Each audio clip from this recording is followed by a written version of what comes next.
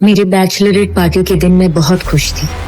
ऋषि, शादी से पहले ये सब नहीं। शादी के एक दिन पहले मेरे साथ ऐसा घिनौना हादसा हुआ जिसे बताने में भी मुझे शर्म आती है। मैं ऋषि के साथ यहाँ। ओह गॉड, तुम बाहर कब गई? तुमने क्या हालत बना रखी है?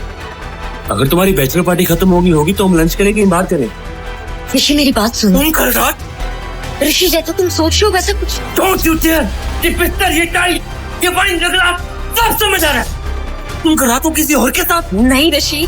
ऋषि ने तुरंत अपनी उंगली से एंगेजमेंट रिंग उतारी और वहीं सबके सामने जमीन पर फेंक दी। ये रिश्ता मैं अभी के अभी खत्म कर रहा हूँ। I am breaking up with you. आज के बाद अपनी ये मनहूस शक्ल मुझे मत दिखाना। इतना बड़ा धोखा किया मेरे साथ कनिका। क्यों?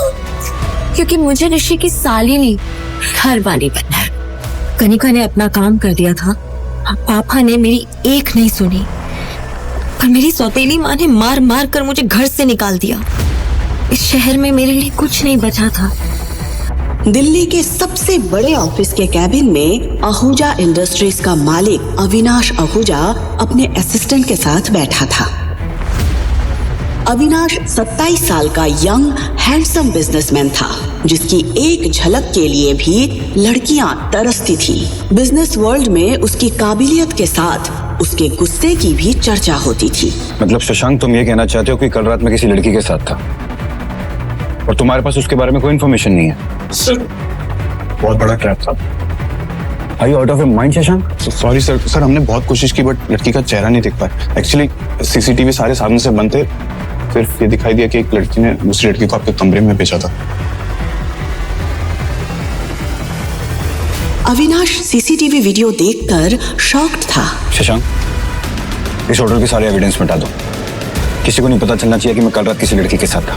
अगर ये बात मीडिया तक पहुंची तो मेरी रेपुटेशन के लिए ठीक नहीं होगा। शशांक ने तुरंत हाँ में सर हिलाया और अपने काम के लिए तेजी से निकल गया। अविनाश और शशांक ने उस लड़की की आइडेंटिटी पता करने की बहुत कोशिश की जो उस रात अविनाश के साथ थी, लेकिन उनके हाथ कुछ भी नहीं आया था। इस बात को 6 साल बीत चुके थे। नव्या और अविनाश दोनों ही इस बात से अनजान थे कि उस रात वो किसके साथ थे। दोनों ही अपनी अपनी जिंदगी में आगे बढ़ चुके थे। 6 साल तक नव्या ने काफी परेशानियां झेली, पर उसके साथ एक ऐसी खुशी थी जिसने उसकी हर मुश्किल को आसान कर दिया था। उसने अब अकेले उस खुशी के साथ जीना सीख लिया था। पापा,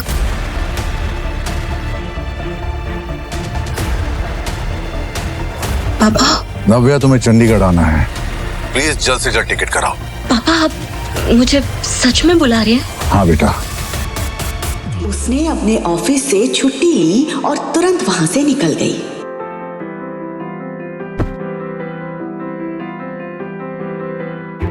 कुछ घंटों बाद वो बेंगलुरु एयरपोर्ट पर चेक इन कर रही थी।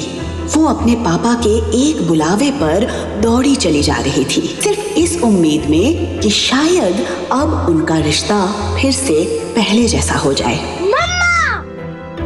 आरव! कम! ये आवाज किसी और की नहीं बल्कि आरव की थी। आरव नव्या का बेटा था। उसके साथ अतीत में जो हुआ उसके बाद उसने अपना शहर तो छोड़ दिया था, लेकिन उस रात की याद उसकी जिंदगी से कभी दूर नहीं हुई थी। बेंगलुरु शिफ्ट होने के कुछ ही दिन बाद उसे पता चला कि वो प्रेग्नेंट है। मम्मा देखो, हमारा फ्लाइट मिस हो गया। आरव, वो हमारी फ्लाइट नहीं है, हमारी फ्लाइट 1 घंटे बाद है। और अगर मिस हो गया तो? और अगर मिस हो गया तो हम पैदल पैदल जाएंगे, ठीक है? बहुत ही प्यारा बच्चा है आपका। बहुत नॉटी भी। Thank you. आज उन्हें किस्मत ने फिर से सामने लाकर खड़ा कर दिया था। सॉरी।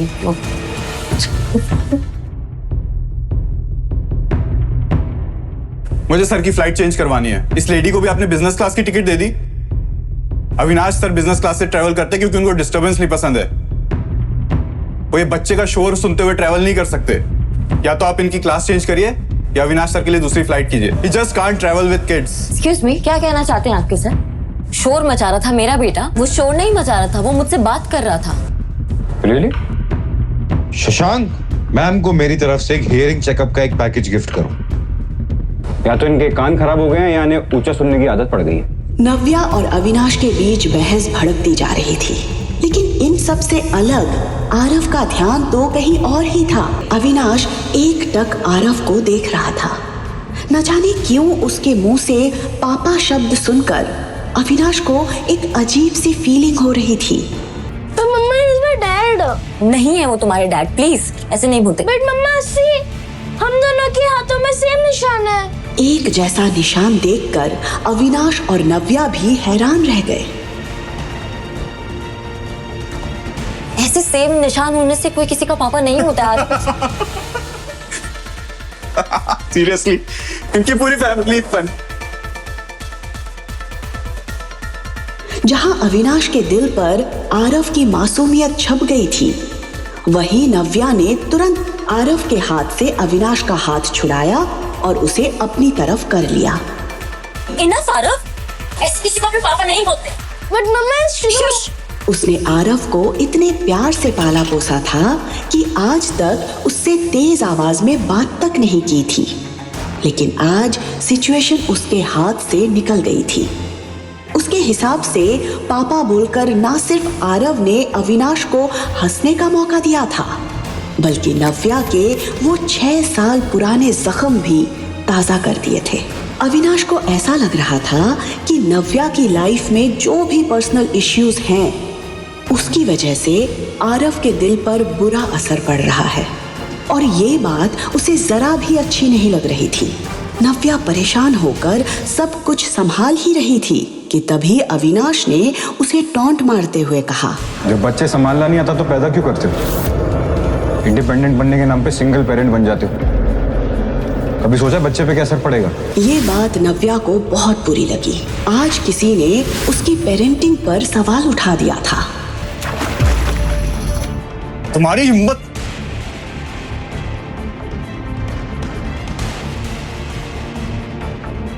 नव्या उसे घूर रही थी और वो नव्या को। इससे पहले कि वो कुछ कहता, नव्या ने आरव का हाथ पकड़ा और वहां से गुस्से में निकल गई। अविनाश को यकीन नहीं हो रहा था कि आज किसी लड़की ने उसके मुंह पर पानी फेंका था। सर, आपकी दूसरी फ्लाइट अरेंज हो गई है। Let's go sir. उस लड़की की फिक्र मत कीजिए, उसे मैं देख लूंगा। मैं इसी फ्लाइट में जाऊंगा, इसी लड़की के साथ ट्रैवल करूंगा। पता नहीं सर क्या सोच रहे, क्या करने वाले सर।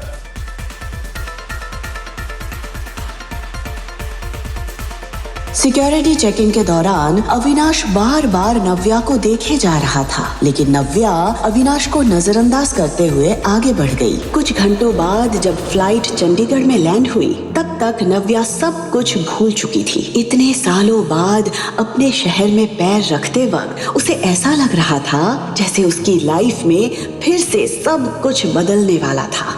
उसके अंदर एक खुशी थी अपने पापा से मिलने की।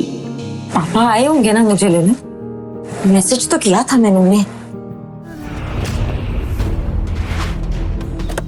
सामने से ऋषि और कनिका उसी की तरफ बढ़ रहे थे। ऋषि कनिका के साथ? तो आगे तुम वापस। नव्या समझ गई थी कि कनिका ने वो सब कुछ हासिल कर लिया जो उसने चाहा था। ये लोग कौन है मम्मा? मम्मा? दीदी, ये तुम्हारा बेटा है? हाँ, तो आपको कोई प्रॉब्लम? ओह, अब समझी। उस रात बाद तुम प्रेग्नेंट, और ये तुम्हारा बेटा है। कनिका ने ऋषि के लिए हर टूटी कड़ी को जोड़ दिया था। ऋषि को ये एहसास हो गया था कि आरव नव्या के धोखे की निशानी है। You cheat! तुम्हें शर्म नहीं आई इस बच्चे के साथ अपने घर आने पर? मैंने कोई चोरी नहीं की है, आरव मेरा बेटा है। देखा ऋषि, इससे इसकी गलती का बिल्कुल भी अफसोस नहीं। नहीं वेट, इससे कोई भी सवाल करने का कोई मतलब नहीं है। याद है ना इसने पिछली बार क्या किया था? उसके बाद तो ये कोई भी शर्मनाक हरकत कर सकती है। इस बच्चे को मेरी आंखों के सामने से ले जाओ, वरना नहीं, मम्मी से दूर रहो। तुम लोग बाहर रह जाओ और मेरी मम्मी से बात भी मत करना।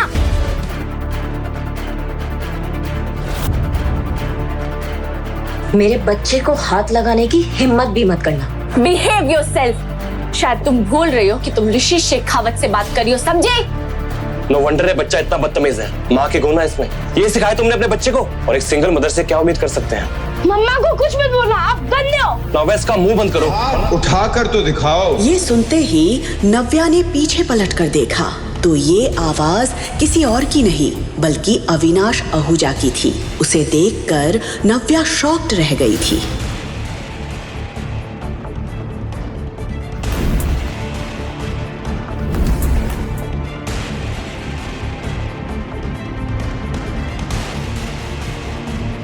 Darling, where were you?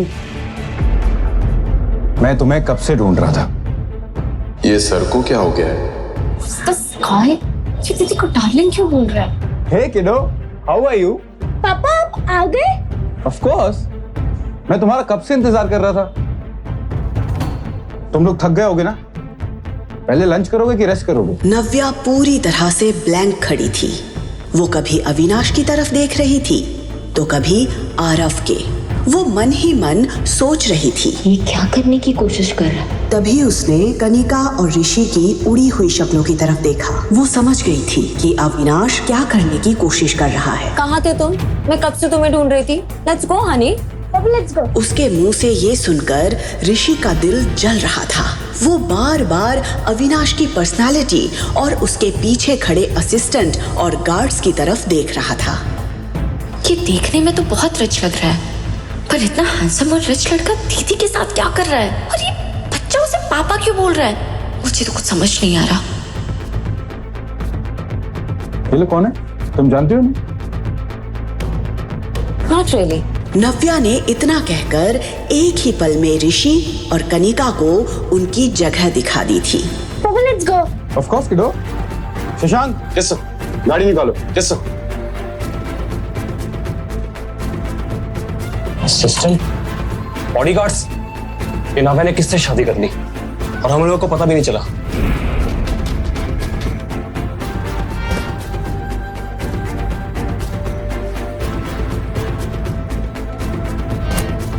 What the hell?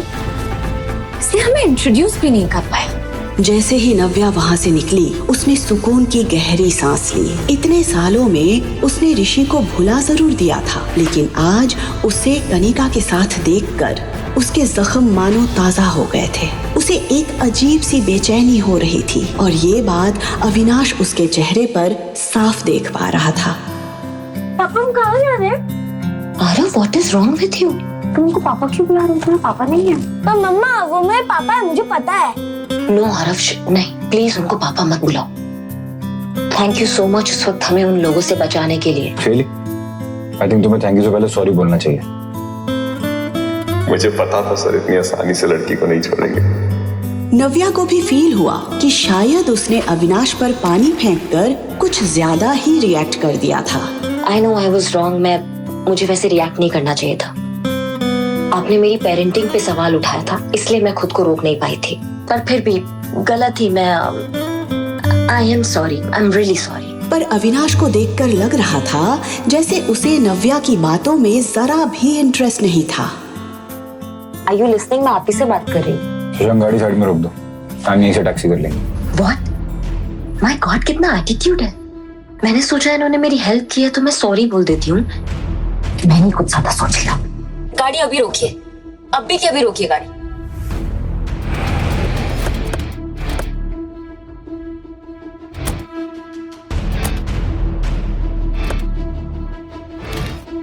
What's this? ये टैक्सी का फेयर, यहाँ तक लिफ्ट दिया ना, थैंक यू सो मच।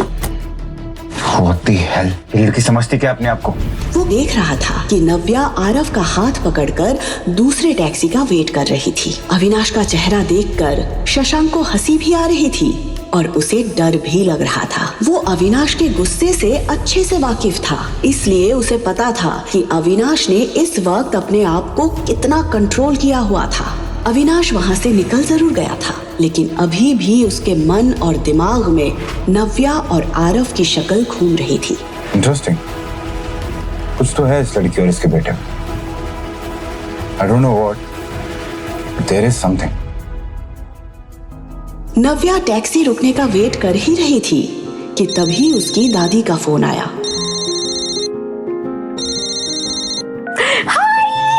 हाय बेटा नव्या, कैसी है तू बेटा? चंडीगढ़ में आपका स्वागत है। नव्या हमेशा से अपनी दादी के सबसे ज्यादा करीब रही थी। नव्या के घर से जाने के बाद शिखा और कनिका के बिहेवियर से परेशान होकर मीनू दादी ने भी कुछ साल पहले सिन्हा मैंशन छोड़ दिया था।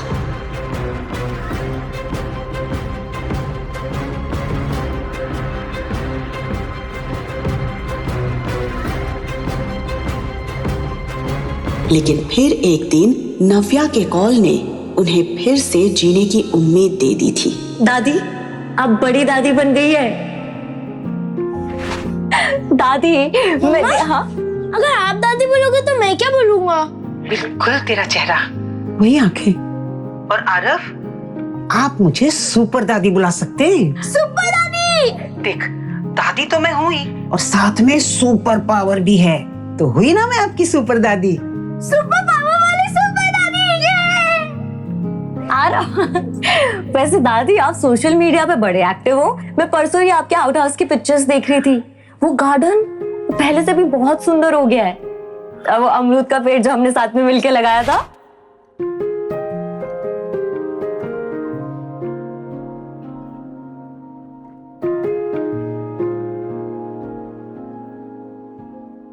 इतना सब कुछ अकेले आप कैसे कर लेती है दादी?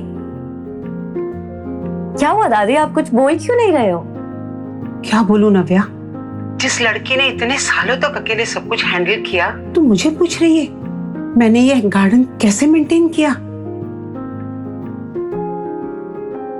बेटा, क्या कुछ नहीं सहा होगा तूने इतने सालों से। मैं तुझसे कहती रही कि तू मेरे पास आके रह जा, पर तूने मेरी एक बात नहीं सुनी। मेरा जी घबरा जाता है बेटा जब मैं सोचती हूँ कि तूने आरव को अकेले कैसे बड़ा किया। कैसे आती दादी मैं यहाँ? पापा ने घर से आप सबसे दूर भेज दिया था। निकल जाओ अभी के अभी इस घर से। अब सिन्हा परिवार से तुम्हारा कोई रिश्ता नहीं। और अगर पापा को मेरी प्रेगनेंसी के बारे में पता चलता तो पता नहीं वो कैसे रिएक्ट करते। और सच बताऊं तो दादी, मैं आपको कोई प्रॉब्लम नहीं देना चाहती थी। तू मेरे लिए कोई प्रॉब्लम कभी भी नहीं खड़ी कर सकती। अरे मेरी तो आंखें तरस जाती हैं बेटा तुझे देखने के लिए। तो आ तो गई हूँ मैं अपनी दादी माँ के पास। बस आधे घंटे में आपके पास पहुंच जाऊंगी दादी। मैं बहुत एक्साइटेड हूँ। मुझे पापा को बताना है कि I missed him so much. I can't wait to meet him. Aarav की चीख सुनते ही नव्या उसकी तरफ भागती है। आगे की कहानी जानने के लिए देखिए अगला एपिसोड सिर्फ पॉकेट FM के YouTube चैनल पर, और द रिटर्न के सारे एपिसोड्स को सुनने के लिए डिस्क्रिप्शन में दी लिंक से डाउनलोड करें पॉकेट FM ऐप।